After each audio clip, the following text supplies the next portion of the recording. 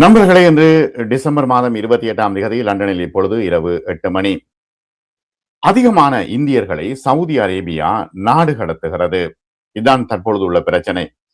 வேலைக்கு வருபவர்கள் மிகவும் கஷ்டப்பட்டு அந்த வேலையை எடுத்து அந்த பாலைவனத்தில் வேலை செய்ததன் பிறகு அவர்களுக்கு சரியான விசா இல்லை, ஒர்க் பெர்மிட் இல்லை என்பதன் காரணத்தினால் அவர்கள் நாடு கடத்தப்படுகின்றார்கள். இது மிகப்பெரிய அபலமாக இருக்கிறது.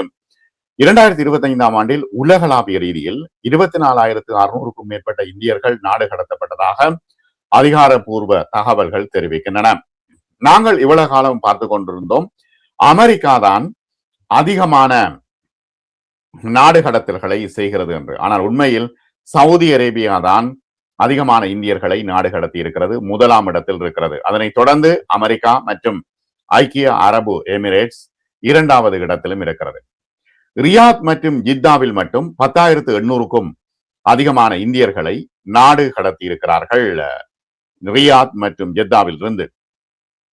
அதே நேரத்தில் ஐக்கிய அரபு எமிரேட்ஸ் UAE என்று சொல்லுவோமல்ல, 5 ஆண்டுகளில் அதன் அதிகபட்ச எண்ணிக்கையை பதிவு செய்திருக்கிறது.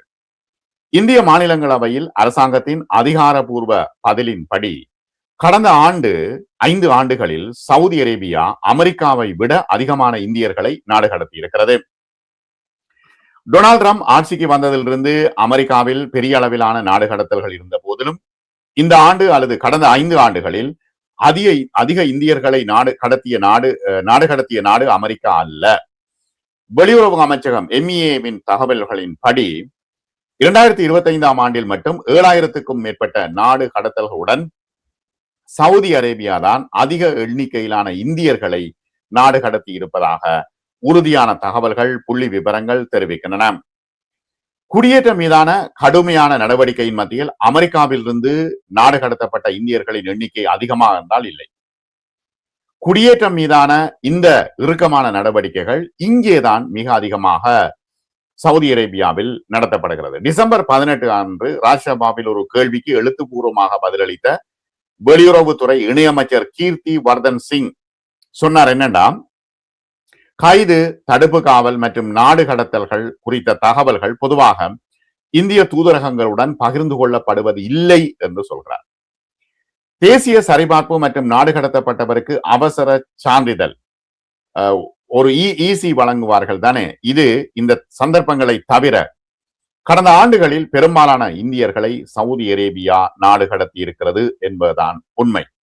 ரியாத்தில் உள்ள இந்திய தூதரகம் வழங்கிய தரவுகளின் படியும் 2025ஆம் ஆண்டில் மொத்தம் 7,019 இந்தியர்கள் சவுதி அரேபியாவில் இருந்து நாடு கடத்தப்பட்டிருக்கிறார்கள். குறிப்பாக இந்த தரவுகளில் ஜித்தாவில் உள்ள இந்திய துணை தூதரகத்தின் புள்ளி விவரங்களும் அடங்குகின்றன. இது 3,865 இந்தியர்கள் நாடு கடத்தப்பட்டதை காட்டுகிறது. ஆனால் 11,000க்கும் அதிகமானவர்கள் நாடு கடத்தப்பட்டிருக்கின்றார்கள். ரியாத்தில் உள்ள இந்திய தூதரகம் என்ன சொல்கிறது? சவுதி அரேபியாவில் இருந்து நாடு கடத்தப்பட்ட மொத்த இந்தியர்களின் ஆண்டு வாரியான விபரத்தை சொல்கிறது. சவுதி அரேபியாவில் அதிக எண்ணிக்கையிலான இந்திய தொழிலாளர்கள் இருக்கிறார்கள். இது 6,95,269 என்று மதிப்பிடப்பட்டிருக்கிறது.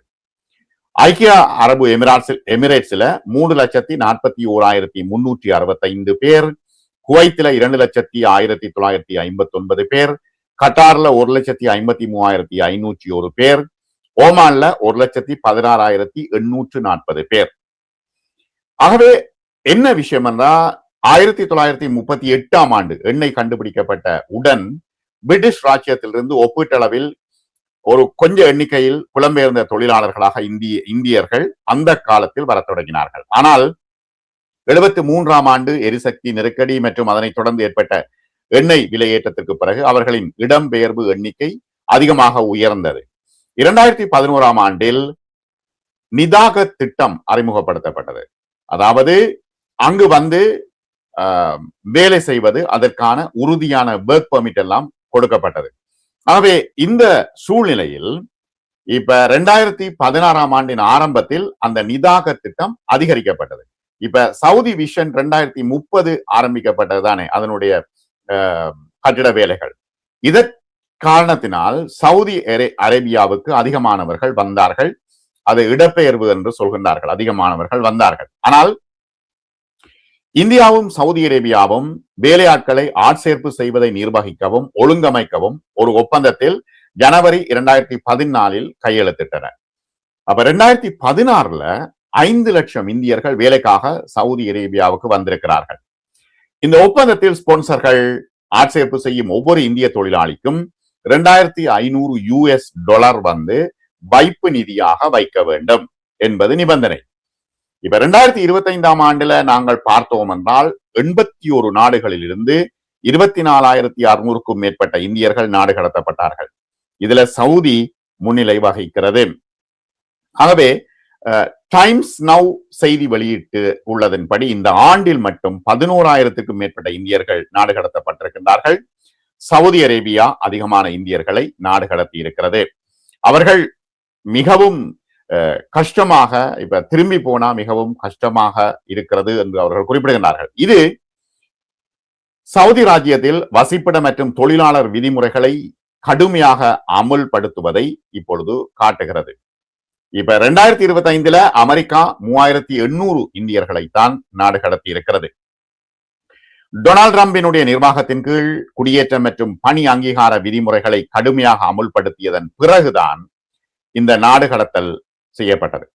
நாடாளுமன்றத்தில் சமர்ப்பிக்கப்பட்ட தரவுகளின்படி வாஷிங்டன் டிசியில் அதிகபட்சமாக 3,414 பேர் நாடு கடத்தப்பட்டிருக்கின்றார்கள். ஆகவே இப்பொழுது சவுதி அரேபியாவை தாண்டி பல நாடுகள் குறிப்பிடத்தக்க நாடு கடத்தல் புள்ளி விவரங்களை பதிவு செய்திருக்கின்றன. மியான்மர் 1,591 இந்தியர்களை அனுப்பியிருக்கிறது. மலேசியா 1,485 பேரை திருப்பி அனுப்பியிருக்கிறது. ஐக்கிய அரபு எமிரேட்ஸ் 1,469 பேரை திருப்பி அனுப்பியிருக்கிறது. பஹ்ரைன் 764 பேரை திருப்பி அனுப்பியிருக்கிறது. தாய்லாந்து மற்றும் கம்போடியா முறையே 480 மற்றும் 305 பேர்களை திருப்பி அனுப்பி இருக்கிறது. ஆகவே பொதுவாக இதுக்கான காரணங்கள் என்ன சொல்கின்றார்கள் என்றால், வளைகுடா நாடுகளில் தங்கியிருப்பதற்கான மிகவும் பொதுவான காரணங்களில் விசாக்கள், குடியிருப்பு அனுமதிகள் காலாவதியாக இருப்பது, செல்லுபடியாகும் அங்கீகாரம் இல்லாமல் பணிபுரிவது, தொழிலாளர் சட்டங்களை மீறுவது, முதலாளிகளுக்கு முறையான அறிவிப்பு இல்லாமல் விட்டு விடுவது மற்றும் சிவில் அல்லது குற்றவியல் தகராறுகளும் அடங்கும் என்பதுதான் இங்கே முக்கியமான விஷயம். இப்ப இந்திய மாணவர்கள் உலகளாவிய ரீதியில் தற்பொழுது பாதிக்கப்படுகின்றார்கள். இந்தியர்கள் நாடு கடத்தப்படுகின்றார்கள் என்பது மிகவும் ஒரு துயரமான செய்தியாக பார்க்கப்படுகிறது. ஏன்னா சாதாரண மக்கள் இங்கு வந்து வேலை செய்கின்றார்கள்.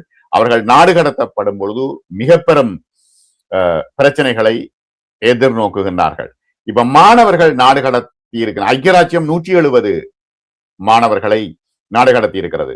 அதைத் தொடர்ந்து ஆஸ்திரேலியா 114, ரஷ்யா 82, அமெரிக்கா 45 மாணவர்களையும் வெளியேற்றி இருக்கிறது இந்த விசா நிபந்தனைகள் தொடர்பாக. ஆகவே இப்ப 2026 இறுதியில் மாற்றி அமைக்கப்பட்ட விசா சட்டங்கள் தற்பொழுது அமெரிக்காவில் மிகப்பெரிய இறுக்கமான நிலைமையை மேற்கொண்டு வருகிறது. உலகளாவிய இடம்பெயர்வு கொள்கைகள் தற்பொழுது இறுக்கமடைந்து வரும் நிலையில் வெளிநாடுகளில் உள்ள இந்தியர்கள் நலன்களை பாதுகாக்க வேண்டி இந்தியாவிற்கு பல முன்னெச்சரிக்கைகள் தற்பொழுது விடுக்கப்பட்டு வருகின்றன. ஆகவே இன்றுள்ள விஷயம் என்னன்னா, சவுதி அரேபியா கிட்டத்தட்ட 11,000 பேரை உடனடியாக பிடித்து நாடு கடத்தி இருக்கிறது. அதான் இந்த எனக்கு பின்னால் இருக்கிற இந்த புகைப்படம். நன்றி. மற்றும் ஒரு காணொளியில் சந்திப்போம்.